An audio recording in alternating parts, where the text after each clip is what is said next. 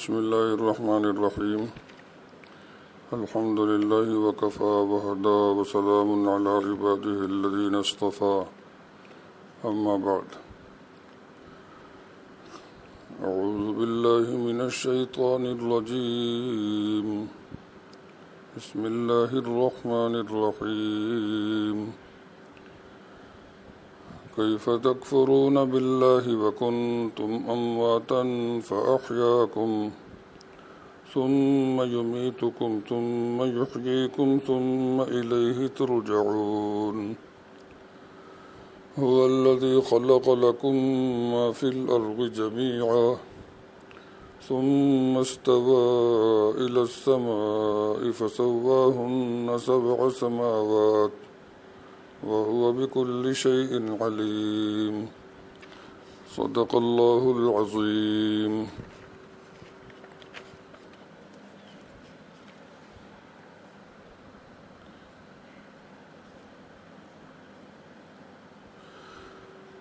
سورۃ البقرہ کی آیت نمبر 28 اور 29۔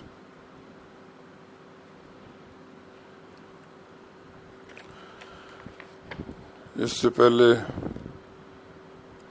قرآن پاک کے حق اور کلام خدا ہونے کی دلیل بیان ہو چکی، مخالفین کے اعتراض کا جواب دے دیا گیا،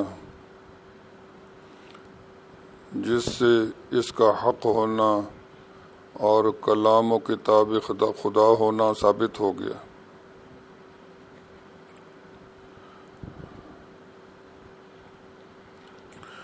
اور یہ قرآن پاک حضرت محمد صلی اللہ علیہ وسلم کے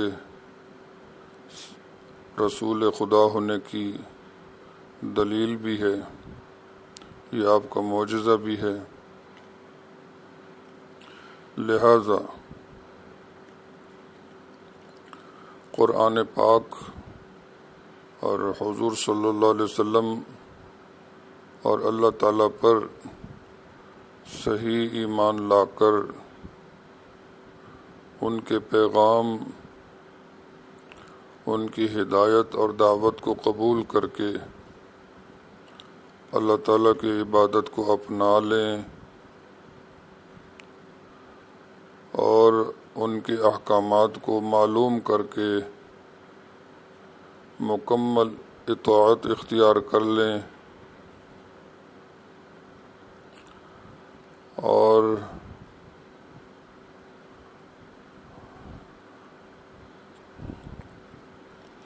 ان کا شریک کسی کو نہ بنائیں، یہی صراط مستقیم ہے، اسی میں سلامتی ہے، اسی میں بچاؤ ہے۔ اب تک جو ہم نے پڑھا اس کا خلاصہ یہ ہے۔ اب آگے اللہ تعالیٰ پوچھ رہے ہیں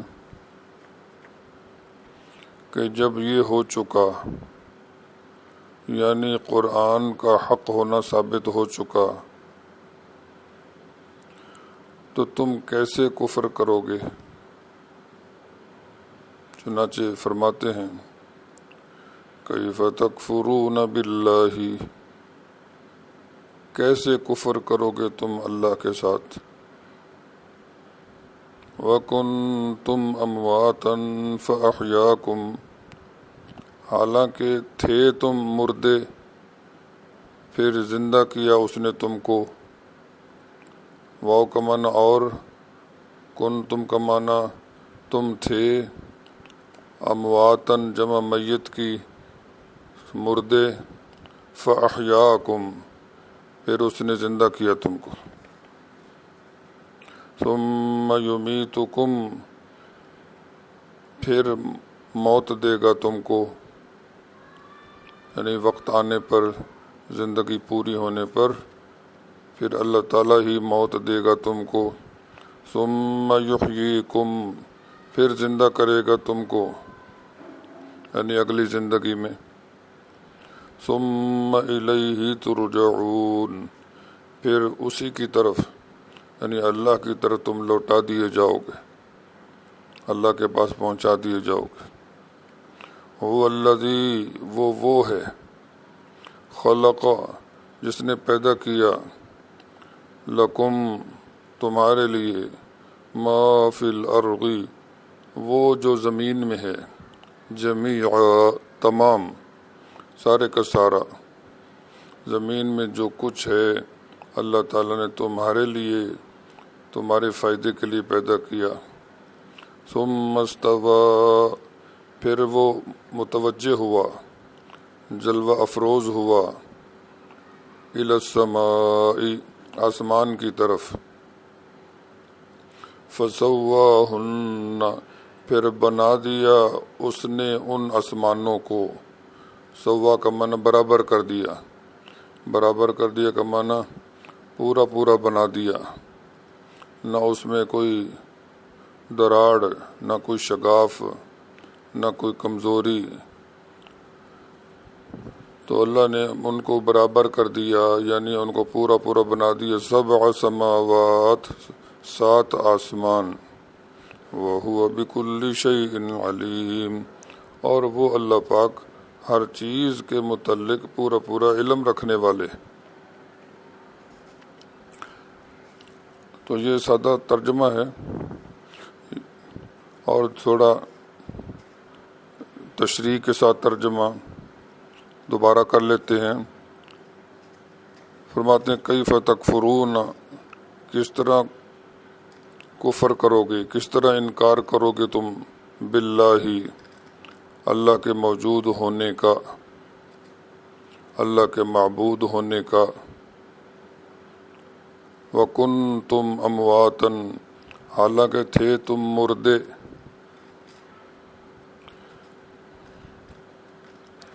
یعنی کہ زندہ ہونے سے پہلے ایک نطفے کی شکل میں، اور پھر اس کے بعد رحم مادر میں خون کے لوتھڑے کی شکل میں، پھر گوشت کے ٹکڑے کی شکل میں، پھر ہڈیوں کا ڈھانچہ بنا، اور پھر ان پہ اللہ نے گوشت چڑھایا، یہاں تک اس میں جان نہیں تھی، پھر اللہ نے اس میں جان ڈال دی۔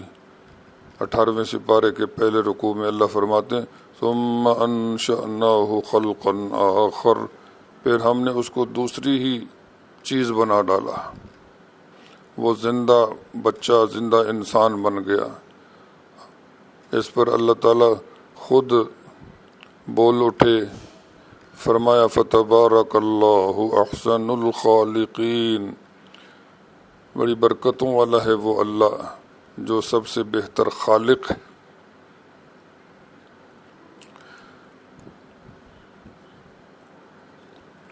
اب یہ دلیل بیان ہو رہی ہے کہ جان تمہارے اندر اللہ نے ڈالی، اور پہلے جان نہیں تھی، تو پھر تم اللہ کے موجود ہونے کا انکار کیسے کرو گے؟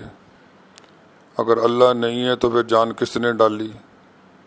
اگر جان اللہ نے ڈالی ہے تو معبود تمہارا پھر اور کون ہوگا اللہ کے سوا؟ اس سے پہلے جو قرآن کی صداقت، قرآن کا حق ہونا ثابت ہو چکا،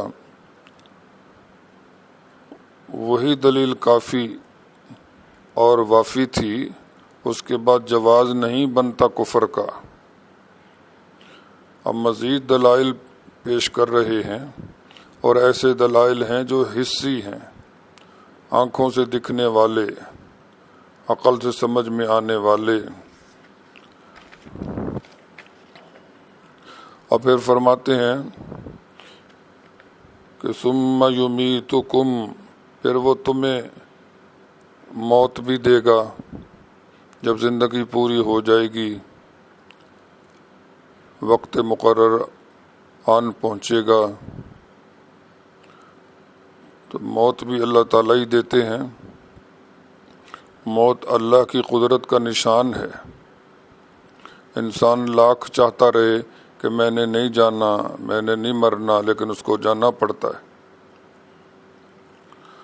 اور یہ اللہ کی قدرت کا نشان ہونے کے ساتھ ساتھ ہماری اپنی ضرورت کی چیز بھی ہے۔ یہ اصل زندگی کا پیش خیمہ ہے، اصل زندگی جو ختم نہ ہونے والی ہے، جس کے سامنے دنیا والی زندگی ایسے ہے جیسے سمندر کے سامنے ایک قطرہ۔ تو یہ موت اصل زندگی کا مقدمہ ہے۔ اور ویسے بھی اگر موت نہ ہوتی تو شروع سے یعنی حضرت آدم علیہ السلام سے لے کر اب تک سب لوگ موجود ہوتے، اور سارے ہی اگر موجود ہوتے تو چھوٹوں کے جوہر نہ کھلتے، بڑوں کے سامنے احساس کمتری میں مبتلا رہتے۔ وہ مقولہ ہے عربی کا، کہتے کبرانی موت الکبرا، موت بڑوں کی موت نے ہمیں بڑا کر دیا۔ یہ موت ہماری اپنی ہی ضرورت کی چیز بھی ہے، اور یہ بھی اللہ ہی دیتے ہیں، زندگی بھی وہی دیتے ہیں، موت بھی وہی دیتے ہیں۔ پھر آگے فرماتے ثم یحییکم، پھر اللہ تمہیں زندہ کرے گا اگلی زندگی میں، اصل زندگی میں، ختم نہ ہونے والی زندگی میں پہنچ جاؤ گے۔ باقی یہ کہ اس کو کس نے دیکھا ہے، اگرچہ ہم نے وہ دیکھی نہیں ہے لیکن پہلی تو دیکھی ہے۔ جب پہلی زندگی اللہ نے بنا لی، پہلی مرتبہ اللہ نے زندہ کر لیا، تو وہ دوسری مرتبہ بھی زندہ کر سکتا ہے، وہ دوسری زندگی بھی بنا لے گا۔ ثم الیہ ترجعون، پھر تم اس اللہ کی طرف لوٹا دیے جاؤ گے، اپنے مالک، اپنے پروردگار کے پاس جانا، اپنے گھر واپسی، کیا ہی عروج ہوگا، اور یہ سب سے بڑی ترقی ہوگی۔ وہاں کیا کچھ نہ ہوگا، وہاں وہ کچھ ہوگا جس کو دنیا میں پورے طور پر سمجھا نہیں جا سکتا۔ اس کی طرف اشارہ کرتے ہوئے اگلی آیت میں اللہ تعالیٰ بیان فرماتے ہیں کہ چھوٹی سی دنیا میں اللہ کی رحمت، اللہ کی شفقت اور اس کے احسانات اور انعامات کی کثرت کو دیکھو۔ چنانچہ فرماتے ہیں والذی، وہ اللہ وہ ہے، خلق لکم، جس نے پیدا کیا تمہارے لیے، ما فی الارض جمیعا، وہ سب کچھ جو زمین میں ہے، سارے کا سارا۔ زمین یہاں دنیا میں جو روشنی ہے، جو ہوا ہے، جو پہاڑ ہیں، جو درخت ہیں، جو پانی ہے، جو سونا ہے، جو چاندی ہے، کون گن سکتا ہے دنیا میں موجود نعمتوں کو؟ یہ ساری کی ساری اللہ تعالیٰ نے ہمارے لیے پیدا فرمائی ہیں۔ ثم استوى الى السماء، پھر اللہ تعالیٰ متوجہ ہوا آسمانوں کی طرف، فسواہن سبع سماوات، پھر برابر کر دیا اللہ نے ان کو 7 آسمان۔ یہ آسمان کتنی بڑی مخلوق ہے، یہ بھی ہمارے آسمانی دنیا کو اللہ نے ستاروں کے ساتھ کس طرح مزین فرمایا۔ ہمیں اللہ تعالیٰ نے اتنی بڑی بڑی چیزیں دنیا والی چھوٹی سی زندگی میں عطا فرما دیں، تو اس بڑی زندگی میں پھر وہ کیا کچھ نہیں دیں گے۔ جب یہاں پر اس کی رحمت کا عالم یہ ہے تو وہاں پر اس کی رحمتوں کا عالم کیا ہوگا۔ فرماتے ہیں وَهُوَ بِكُلِّ شَيْءٍ عَلِيمٌ، اور وہ ہر چیز کے بارے میں سب کچھ جاننے والے ہیں۔ اس کی تخلیق کو دیکھ کر اس بات کو سمجھا جا سکتا ہے کہ ان کا علم کیسا ہے۔ تو یہ دلائل بیان فرما کر، یہ چیزیں بیان فرما کر پوچھتے ہیں کیف تکفرون باللہ، تم کس طرح کفر کرو گے اللہ کے ساتھ اور انکار کرو گے اللہ کے موجود ہونے کا یا اللہ کے معبود ہونے کا۔ کوئی تمہارا حق نہیں بنتا، کوئی جواز نہیں بنتا۔ اللہ تعالی ہم سب کو ہدایت، بصیرت، خیر، برکت اور نیک توفیق عطا فرمائے۔ وآخر دعوانا ان الحمد للہ رب العالمین۔